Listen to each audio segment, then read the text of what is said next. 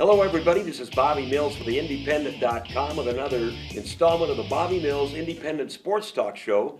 Today we're in St. Paul with St. Paul High School head football coach Rusty Fuller. Thank you very much for being here, Coach. Appreciate you coming. You betcha. And the first thing I always have to ask any coach on the sidelines or wherever I am, how's everybody's health at St. Paul? You know what? We're finally healing up a little bit. We had a couple, high ankle sprains with our quarterback. He's kind of got over that. We did have an injury before the season started with Caleb Peterson. He'll be out for the remainder of the season. And then we had an injury with Thomas Mervichka, our defensive end, 2 weeks ago, and he's going to be out for the remainder of the season. So 2 kids out. The rest of them are healthy. That's good news. Well, the bad news is the 2 outs, Right. but this time of year you have some bumps and bruises that you hope will continue to only be bumps and bruises. Right. Can you tell me a little bit about your background? I know you played in Cambridge for Coach Dan Keyser, who's one of the best ever. How was that experience? Would you consider him one of your top mentors? Oh, yeah, absolutely. I speak with Coach Keyser on a weekly basis, and all of his philosophies are things that I use. I played for him. We went 41-4 throughout my 4 years. We had 1 state championship my freshman year. And I think what Dan did a great job was getting the most out of his kids. Yeah. And so I think that's what I really, I guess, want to try to do here and carry on that legacy of him. And so, yeah, I got to play with at Cambridge under him for 4 years. Wow. I don't remember any of the personnel at that time. If you'd name a 1,000-yard rusher, I'd probably remember. But what's your first coaching gig? You went to Peru State, did you? I played at Peru Yep. for 3 years. I did a little recruiting for after my senior year. Yeah. And then I took the first head football job at Wausau, Nebraska, 8-man school. Yeah, very, very successful program up there. How was that gig to start? Well, it was interesting. The first 8-man game I've seen was the one I was coaching. And so I tried to instill our split back veer. I'm a big split back veer, Yep. wishbone, midline veer guy. And so trying to do that in the 8-man game was a little interesting. We took our bumps and bruises, and we finally figured it out. You got to spread it out a little bit in 8-man. You can still run option, but you got to do it out of a spread formation. That's right. That's a tough thing up there, but the people are starting to grasp that, when they have a couple of years under their belt in the 8-man.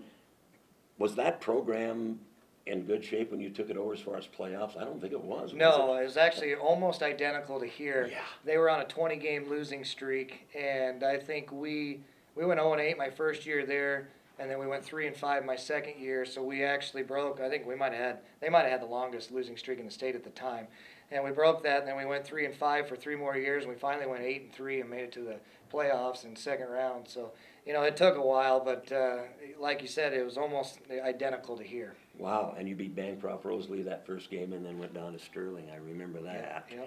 But so you've had to instill a winning attitude, would you say, at both Wausau and here?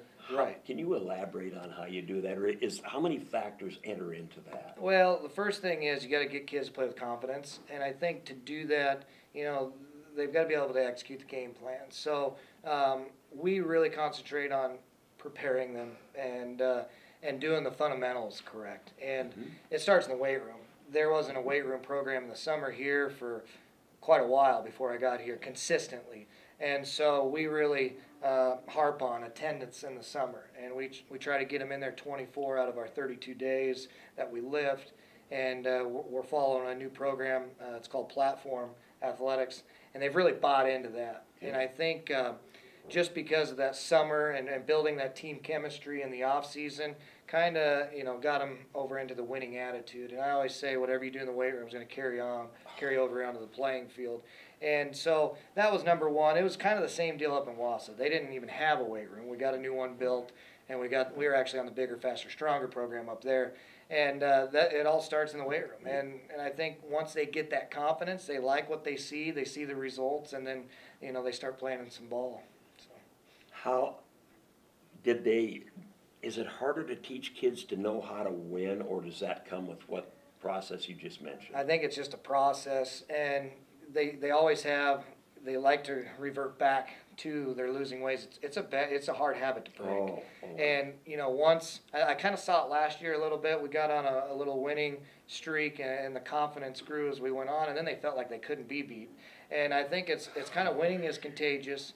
Once they get a taste of it, then they definitely want to have some more of that. So I think, it's a process, takes a while. Have you ever experienced, did you experience that at Wausau where they did start winning and then all of a sudden it was too easy? No, I don't know if it was too easy, but I think it really relies on your senior leadership. Oh, boy. And how are they going to react once you do start winning? Are they going to start taking plays off, or are they going to keep pushing the younger classmen to get better? So a lot of it relies on what those seniors are doing and, how hungry they are. And if they stay hungry, then you're going to stay successful. I've noticed a lot of people sometimes criticizing a coach because it's taking so long to get a program rolling. But what they don't realize is personnel, especially up north there where you were. You only have so many kids. It could happen here too. I don't know how many.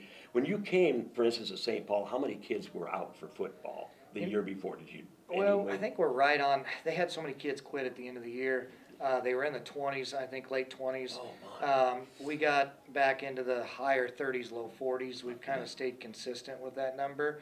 We look for our numbers to grow in the next couple of years. We've got 38 kids out for junior high football. Oh, my. We look to hopefully be in that 55, 60 range here in about 2 years. We just got some big classes coming. A lot of it has to do with that, how many boys you have in class. Oh, sure. And I think we kind of went in a little cycle there. There wasn't a whole lot of boys interested in athletics. And so now it's starting to rebound a little bit. That's good. I mean, I shouldn't say, oh, man, because there's other things, but we both know there's only one thing, and that's football. Right, no, right. I see some coaches having to fight when they go into a school. This is a basketball school. Did you have to ever fight that at either place? No, not Yeah, really. Not to put Coach Peters was around for years, and I could see where they could have that because they were successful.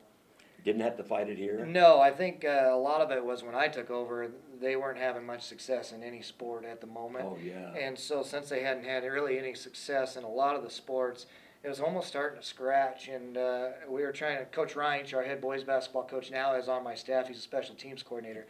He really does a nice job with the kids. He encourages them to play both, and he knows that we're all in it together. And we want to see these kids successful, and regardless of what sport they're in, or even if it's fine arts, the more they get involved, the better. And that's the way I look at it. Up there in Wausau, it's the same way. It's just, I feel like with the school atmosphere, the more kids you get involved in every, extracurricular activity, I think people feed off of that. It's big. It's big, isn't it? Because I teach drum lessons, and I don't care what you do, whether it's debate or speech or athletics, just get involved because that's going to make a wholesome person out of you down the line. So, how important is the weight room? I believe we just covered that. Yeah, that's a big deal. And of course, when I was a kid, the weight room was at home with the barbells if your dad had. Oh, yeah. So talk about last season. It just seemed to sneak up on everybody. And I went up to a playoff game in Burwell last year, and you guys, I think, were out at that time. U10, I think, you lost. Yep. But I still noticed signs all the way through town were still up, and not from back when you were still in the playoffs. It was congratulating you guys for on a great season. In fact, I just saw a couple signs right now. Right. So you've got the whole town on board right now. The town supports, it's tremendous. I get guys calling all the time, what can we do? We want to see the team successful. So if it's meals or, the parents' support has been great. And, a lot of that comes with winning some games. But, even when we've lost a few this year, they're still behind us 100%. And they understand we have a good team. We just had a tough schedule. Oh. And so we're, they're still behind it. They're excited, Twin River this week, Central City next week. We take care of business next 2 weeks. We're back in the playoffs. Yeah. And I think the town knows that, and they're kind of rallying behind us. Kids are starting to get a little bit more confidence. And so we're hoping, based on last year, how fun that was getting into the postseason, the kids are still, wanting to get there. And I think the town is definitely 100% behind us. And stay off of the social media and not read all what could happen if U10 beats Lincoln Luther or anything like that. Just take care of business, like you said, and things will fall into place. Whatever seed it is, you're in, man. You can go from there. Absolutely.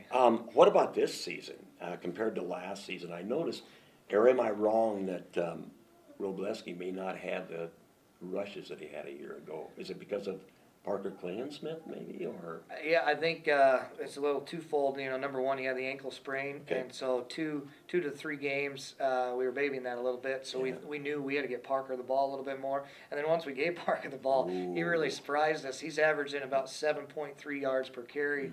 I think he's right at 742 yards for the year, and so we realized we got to get him the ball. He's a playmaker, and that's going to take the pressure off of Tanner. Tanner's still a great quarterback. Tanner does nice things for us, but we almost asked Tanner to do too much last year, so it is nice to have Parker on board to kind of carry the load a little bit. I think it's really important. It's just like, I'm just going to use Northwest for an example. They've got a guy that throws for a gazillion yards, Yeah. but they still never had that running back that at this time of the season people had to focus on and had around 700 or 800 yards. So that makes a difference to the defensive strategy against your team, I think. Yeah, and you know we're kind of a spread offense, but we get conditions like last week. We had to get Oh, under center, and we yeah. had to get in the I formation. And we had to hand the ball off 28 times. So to be able to do both of those, I think, is huge down the stretch because now teams are going to have to prepare for both. Are we going to, go under center and we're going to come downhill at you, or are we going to spread you out and use our speed? And I think a lot of it depends on the conditions. Yeah. Because you never know getting that playoff weather, if it's going to snow, rain, or whatever it's going to do. But I think to have that multi-dimensional is going to be huge for us. And that rain that everybody complained about last week opened up a whole bunch of new doors for people who could hand the ball off. In one case, 52 times. I don't remember who did that yet, Yeah. somewhere up in the magic circle up there. All right. But can you talk a little bit about your coaching staff? I'd like to hear, Yeah. who were position coaches. I never know who the defensive coach is or the line coach, where you love to give credit. Yes, You know? we have a huge staff. We brought in a couple new coaches. Chris Smith is our defensive coordinator. He's our special ed teacher here.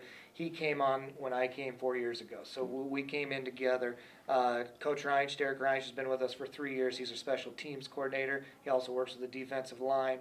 Then I've got Coach Yeager, Alex Yeager. He's our social studies teacher. He's our offensive line coach. And then Coach Bowder, Chad Bowder, coached at UNK for several years, played at UNK. He was a linebackers coach at Whoa. UNK. He came in, and he's our other offensive line coach. And then we bring up Dustin Nilsson and Derek Runcie, our two junior high Oh, yeah. coaches. Yeah. They come up and help with us. And then we have 3 volunteers, Mike Sack, Brian Knapp, and Dan Fox, that kind of fill in at either defensive backs or defensive lines. So we've got a big enough staff where there's 10 of us where we can split 5 offensive and 5 defensive Oh. coaches, and we work 7th through 12th grade. So we're able to work with those youngsters as well. And that's huge. Yeah, I noticed the success at Elkhorn South had that same kind of thing.